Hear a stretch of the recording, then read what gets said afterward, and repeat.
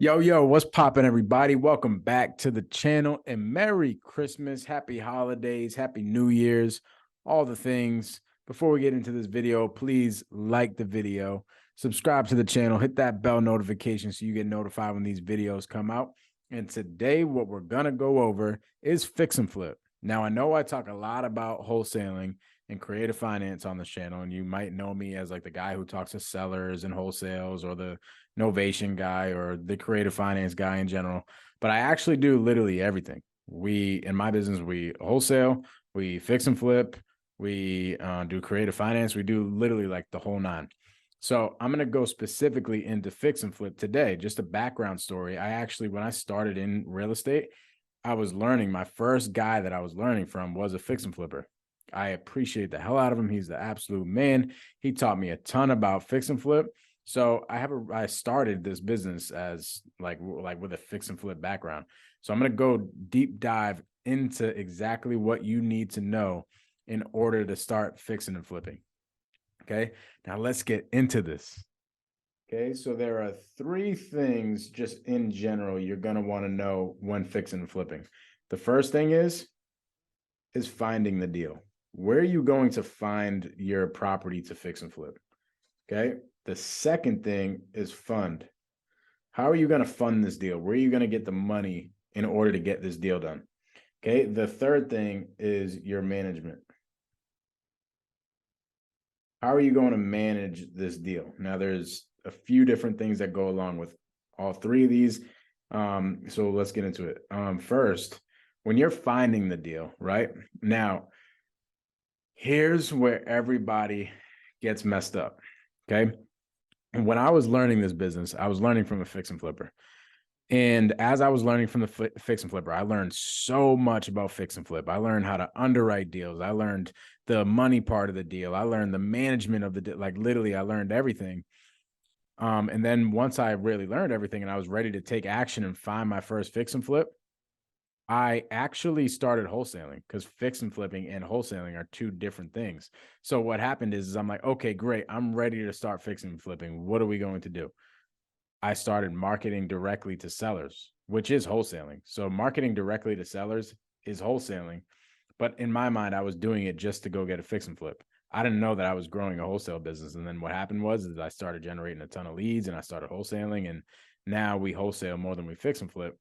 But it's important when you're looking at these businesses to look at them completely separate, because if somebody taught me this in the beginning and I was only trying to fix and flip, I would not have been trying to go directly to the sellers and get them under contract by, like, if I was growing a fix and flip business. I would have done this instead, what I'm about to show you guys.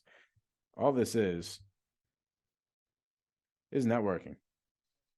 Now, you can obviously go directly to a seller and then fix and flip the deal. I'm not saying that you can't do that, but I'm saying as a strategy, they should be treated as two different things.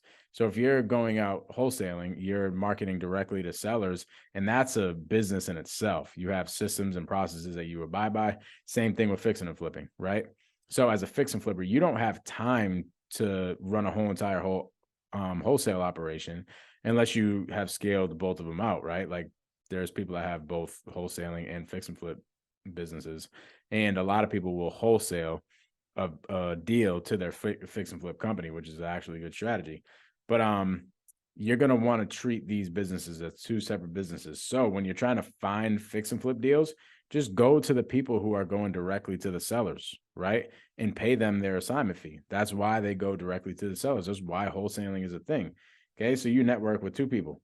You network with wholesalers, and you also network with realtors, because these are the two people that are going and getting out in the streets and directly marketing to sellers, or talking to other wholesalers about deals. Like, these people have the deals. Just network with them. Go find their deals. Okay.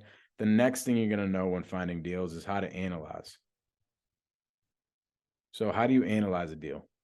A few different things come with this. One, you got to know your ARVs, your after repair value. What are these properties going to sell for on the back end?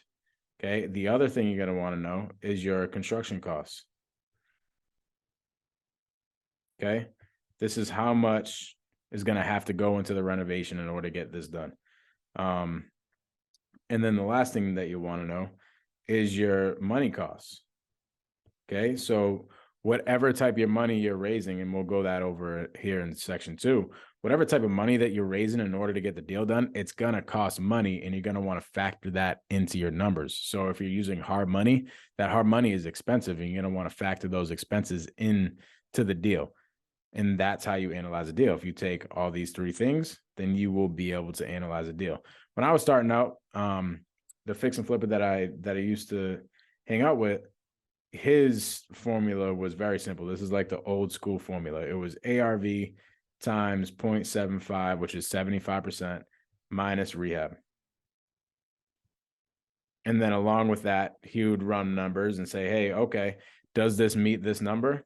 And if it did meet that number, then he would take it in some sort of calculator. Okay. And this is like a formula, like a spreadsheet that you can pop numbers in, right? I actually have a fix and flip calculator. And if you guys want that fix and flip calculator, feel free to shoot me a DM at the Mike Gomes, and I'll send you that fix and flip calculator. But yeah, so once this is like a quick way. The ARV times 75% is a very quick way to see if you have a deal in your hands. It's important when these people are sending you a lot of deals, right? If you're getting like 10 deals sent to you a day, you want to quickly be able to analyze them. So you got to get quick with your construction costs and your ARVs. That way you can just type this formula in. And if it's close, hey, boom, let's dig a little bit deeper into this and put it in a calculator. Okay. So the second thing you're going to need is your money. Where are you going to find your money? Typically, there's 2 places to find the money. There's your hard money lenders, okay? And we'll go into what hard money lenders are. And then there's private money lenders, okay? You never want to be fixing and flipping with your own money. A lot of people think, dang, if I'm going to fix and flip a house, I need a ton of money in order to do that. Like houses are like $200,000. Where the heck am I going to get $200,000? You don't have to come up with it on your own. You have these people, okay? So the hard money people are institutions. These people have a lot of money and they charge a lot of interest. So they charge a lot of interest and points. Okay, what are points? Well, what is interest? Obviously, interest is like the money that they're charging you to hold on to the money, and you pay that every single month. And then the points is literally just the money that they charge you up front in order to borrow the money. So points are like by the percentage. So let's just say somebody says, hey, this money is going to cost 2 points. Then you got to take 2% of whatever you're borrowing. So if you're borrowing $100,000, you're going to take the 2% and you're going to give that to them up front before they even give you the funds. So that's right off the rip. And then you got to pay them interest payments every single month. And these are interest only. So hard money is interest only, meaning this loan does not get paid down. You're only paying interest. So it's very, very expensive.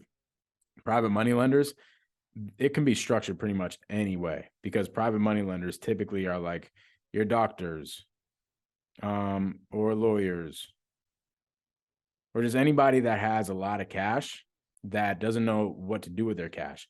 And here's the cool thing about private money lenders is you are the one that determines